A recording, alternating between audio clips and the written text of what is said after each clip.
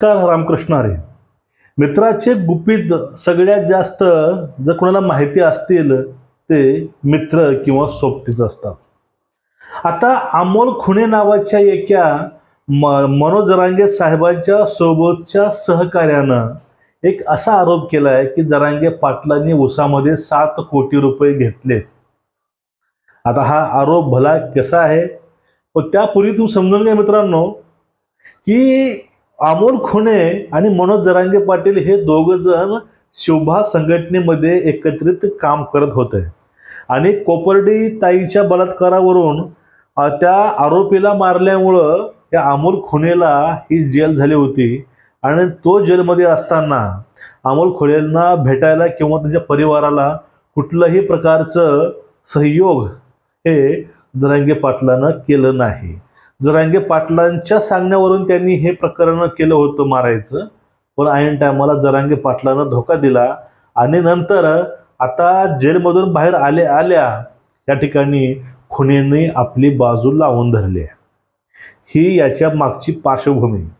आता झालं कसं, आता जरांगे पाटलांनी सांगितले की धनंजय मुंडेंकडून सुपारी ही यांनी घेतली आहे, ते म्हणजे जरांगे पाटलाला मारायला.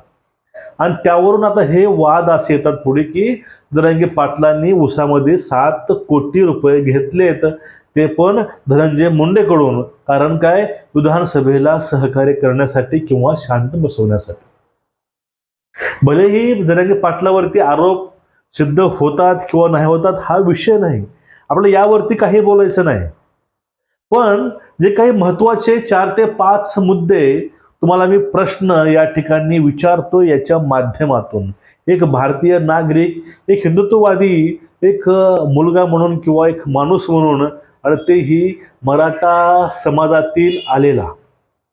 बघा, माझा पहिला प्रश्न असा होता की मनोज जरांगे पाटील विधानसभेच्या पूर्वी धनंजय मुंडेला भेटले, दोघांची भेट का झाली, मध्ये घडलं होतं काय, हे कुणापर्यंत खरं आलंय का?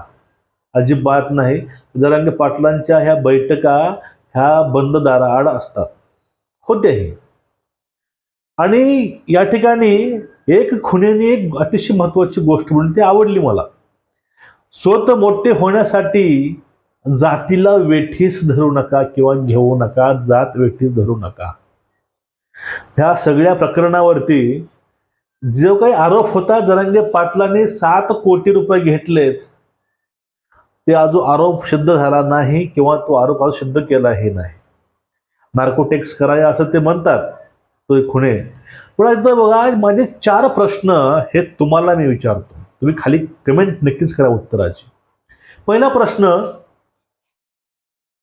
जरांगे पाटलांनी, ते मराठा आंदोलक होते, त्यांनी हा धरला वसा सामाजिक प्रश्नावरचा आणि आरक्षणाचा.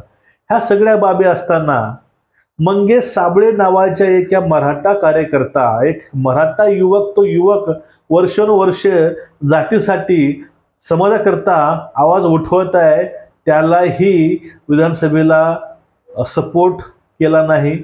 आणि त्यानंतर हर्षवर्धन जाधव नावाच्या एका मनसेच्या माजी आमदाराला, त्या आमदारानं मनसेचा आमदारकीचा राजीनामा दिला का, मराठा आरक्षणासाठी. या दोघांनाही अजिबात त्यांनी सहकार्य केलं नाही. उलट ते बोलले होते, जे कोणी माझ्या नावानं मतं मागतील तुम्ही याला खेटरानं मारा. ज्या वेळी तुम्ही बोलवलं त्यावेळी आलो आणि तुम्ही आम्हाला पाडायचे आदेश देतायत. आमचं काय चुकलं, आम्ही गरीब, आमच्याकडे पैसे नाहीये, करोडपतीची औलाद आम्ही नाहीये म्हणून आम्ही इलेक्शन लढू शकत नाहीये का? या लोकांना वोट करू नका, हे त्यावेळेस पाटलांनी हे ऑन रेकॉर्ड बोललं होतं. लोकांना मतं करायचे नाही, मतं करायचे कुणाला? मग हाच आरोप त्या अमोल खुणे नावाच्या व्यक्तीनं सहकार्यानं लावलाय की जरांगे पाटलांनी या लोकांच्या सुपाऱ्या घेतल्या होत्या, ह्या सुपाऱ्या वाजवण्यासाठी त्यांनी या लोकांना सपोर्ट नाही केला. यांना सपोर्ट केला असता त्याच्या सुपाऱ्या वाजल्या असत्या का? दुसरे कोण नेतृत्व पुढे आले तर माझा पूर्णपणे जो काय असतो तर भाव म्हणतात, भाव देणं वगैरे, ते पूर्णपणे कमी होईल असं त्यांना वाटलं होतं, हे ते म्हणतात अमोल खुणे. आता पुढला प्रश्न, की ह्या सगळ्या काळामध्ये ह्या वेळीमध्ये एक मध्यंतरी एक बातमी आली होती जरांगे पाटलाच्या मेहुण्याला अटक झाली होती का? ते पण वाळूच्या हायवा आणि अवैध रेती वाहतुकीमध्ये. त्या केसचं पुढे झालं काय? हा माझा दुसरा प्रश्न. ती केस पुढे का गेली नाही, किंवा ती केस नंतर त्यावरती कोणी काही नाही बोललं, कारण काय? आणि चौथा प्रश्न, मराठ्याला ज्याप्रमाणे पाटलांनी आरक्षण मागितलंय त्या प्रकारे आरक्षण द्यायचा प्रयत्न हा देवेंद्र फडणवीसांनी केला आणि तो दिलंही, आणि पुढली प्रोसिजर चालू आहेही. मग एवढं सगळं असताना आता सुद्धा मनोज जरांगे पाटलांच्या टार्गेटवरती देवेंद्र फडणवीस का?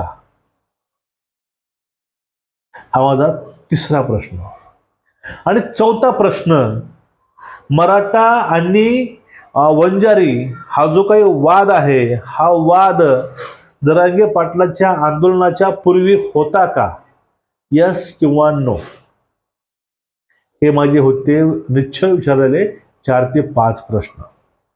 जर ह्या 4 ते 5 प्रश्नाचे उत्तर मिळाले तर जरांगे पाटलावर जो काही उसामध्ये 7 कोटी घेतलेला आरोप या खुने नावाच्या यांच्या मित्रानं केला, पूर्वी सोबतीने केला, तो आरोप खरा आहे की खोटा आहे तुम्हाला मी सांगायची गरज भासणार नाही.